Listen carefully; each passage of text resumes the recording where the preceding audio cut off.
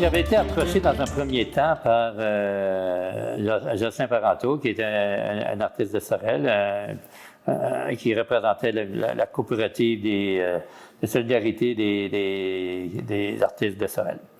Il voulait faire un événement en sculpture pour sa ville dans le cadre de son 375e. Donc, il est venu nous voir parce que, bon, le centre a plus de 40 ans, une expertise en art public. On a réalisé des dizaines d'événements majeurs, dont le musée plein air de la Chine.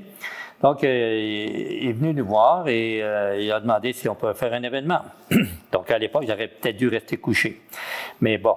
Donc, on est venu dans le projet. Évidemment, nous, on a dit que quand on monte des projets, il faut que ça soit avec comment je dirais ça, en partenariat avec l'ensemble des organismes locaux, les municipalités, les MRC, etc. On travaille toujours avec des projets rassembleurs.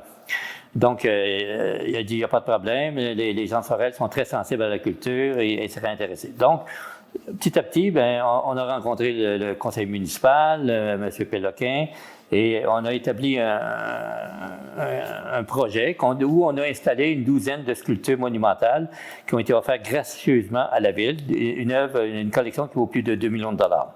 Donc, des grands artistes, puis la plupart des artistes en Montérégie. Donc, de ça, il y avait évidemment l'ancien local, la Saint-Saëns-Mactautun, qui était en décrépitude, malheureusement. Donc, nous, le centre, on a comme 3 mandats. On fait la diffusion des artistes, on fait la production et on fait la gestion culturelle. Donc, depuis une quarantaine d'années, on a monté beaucoup de projets avec la SYMPA, avec la Ville de Montréal, avec différentes municipalités à travers le Québec, dont la formation aussi pour les municipalités. Donc, dans ce cadre-là, on a conçu un projet en rapport à la réhabilitation du site. Évidemment, le projet a commencé en 2015 et là, on va inaugurer en 2022. Donc là, le projet 1, c'était le centre de diffusion avec la salle multidisciplinaire où on se trouve aujourd'hui. Donc, il va y avoir des expositions d'artistes, des performances, des prestations, ça peut être des créateurs, des chanteurs, des musiciens, des sculpteurs, des peintres, etc. Dans le projet 2, c'est la suite de la réhabilitation, premièrement, de la petite maison de la Saint-Saëns-Mactautun, dont il va y avoir des résidences d'artistes. Il va y avoir une autre salle d'exposition ethnologique qui va permettre, à titre d'exemple, le Musée des Beaux-Arts pourrait venir présenter une partie de son exposition au bénéfice des citoyens de Sorel ou des collectionneurs de Sorel qui pourraient faire des présentations. Il va y avoir des ateliers d'artistes et d'artisans où les artistes vont créer sur place leur production, leur création. Il va y avoir des ateliers d'art public. Ça va être la première atelier d'art public au Québec, où les artistes vont réaliser des grandes sculptures monumentales qui vont être intégrées à l'architecture, donc au vu et au su du public.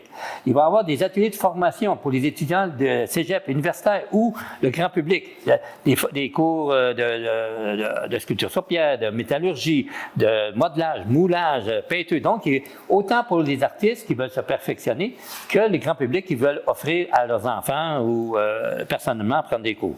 Il va y avoir à l'extérieur une galerie d'art extérieure. Ça va être une des premières galeries d'art extérieures au Québec, dont les œuvres vont avoir une rotation.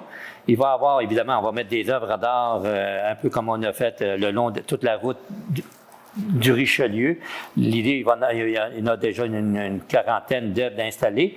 Donc, l'idée, c'est vraiment de faire une destination culturelle touristique en rapport au Richelieu. Puis les gens peuvent, comment je dirais ça, ils pourraient partir voir à Chambly, voir les Écluses, voir Saint-Denis, puis finaliser à Sorel-Tracy. Donc, si ça devient une destination touristique dont tous les organismes, la Maison de la musique, Stratera, Biophare, la Maison des gouverneurs, Azimut, on va tous travailler ensemble pour se faire une espèce de circuit, de calendrier d'événements, d'activités qui vont tous s'enchaîner les uns entre les autres pour que les gens viennent à Sorel, qui passent 2-3 jours et qui découvrent l'environnement, qui découvrent la musique, qui découvrent les arts visuels, les restaurants, les boutiques. Donc, la culture est génératrice d'un développement économique incontournable. Donc, la culture est un levier de développement touristique et économique énorme. Et actuellement, au niveau international, il y a un tourisme international qui cherche justement à aller découvrir des lieux. Le Québec, on n'est pas plus brillant que nos voisins en Europe, mais on est aussi intelligent, qu'on est capable de faire des choses. Donc, si on prend le Richelieu, avec la route des arts du Richelieu, je regarde juste à la Chine, à Montréal, on a mis une 60aine de sculptures. Ça attire entre 400 000 et 1 million de visiteurs par année. Ils ont eu 2 étoiles Michelin il y a quelques années pour, quand vous venez au Québec, aller voir ces œuvres d'art. Imaginez à Sorel, ce qu'on va pouvoir faire. On va mettre tout le long du Richelieu et à Sorel, évidemment. On va avoir les artistes sur place, les artisans sur place. Les gens vont pouvoir discuter. C'est comme à l'époque, je sais pas, de Picasso et de Modigliani avec le bateau Lavoir qui se rencontraient dans les petits bistrots. Là, on va avoir nos artistes d'aujourd'hui du Québec et d'ailleurs, on va avoir des plus grands artistes du monde qui vont venir au Québec, qui vont venir travailler à Sorel. Parce que notre organisme a une quarantaine d'années et on est en réseautage avec tous les centres d'artistes à travers le monde. Donc, on est les liens directs. On n'est pas un musée. On est un centre de production et de diffusion en art, c'est directement les artistes. Puis, à titre d'exemple, juste à notre exposition actuellement, on a 3 ou 4 prix bordeaux qui exposent. On a des œuvres qui vont être exposées dans 2 ans au Musée des Beaux-Arts. Donc, imaginez les gens de Sorel et évidemment de la Montérégie et l'ensemble du Québec, ils vont avoir en priorité de voir nos grands artistes, pas comme dans un musée, sur place, à côté, discuter avec eux, les voir créer sur place. C'est ça qui va être intéressant. Depuis la situation géographique qu'on situe, le fleuve, la rivière Richelieu, on est à proximité évidemment des États-Unis. C'est une route, il y a des associations internationales aux États-Unis de bateaux, un peu comme le sentier de Compostelle qu'on doit faire dans sa vie. Donc, ils doivent faire, c'est un parcours qui dure 2 ans, puis ils doivent passer ici, à Sorel, sur le quai Richelieu.